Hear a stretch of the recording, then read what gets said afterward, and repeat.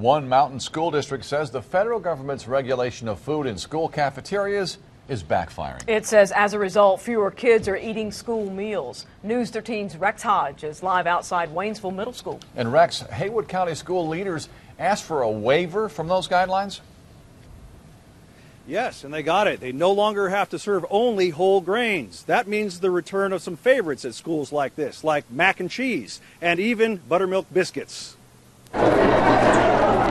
Haywood County school leaders say this is the end result of the federal government's Healthy, Hunger-Free Kids Act, designed to improve the nutrition of meals at school. We have to force them to take a fruit and vegetable now, which we didn't have to before. They're not eating it. We're seeing it go into the trash can. We're not allowed to give it to, say, a local farmer to use for animals or different things like that. Food Services Director Alison Francis says, while well-intentioned, we have healthy trash cans, but hungry kids. The legislation that passed 5 years ago isn't working. We've seen a drop in participation with the students.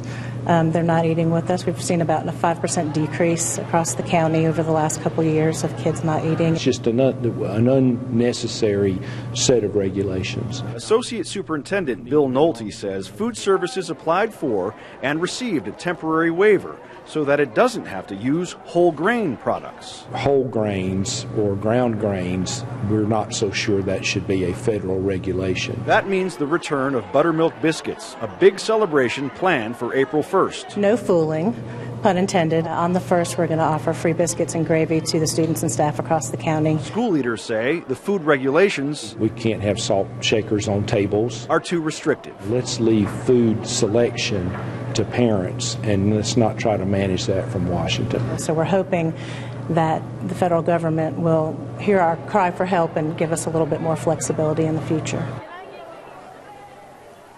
And the temporary waiver on whole grains goes all the way through the rest of this school year and all the way through next school year as well. Eventually, the district is hoping for new guidelines to follow.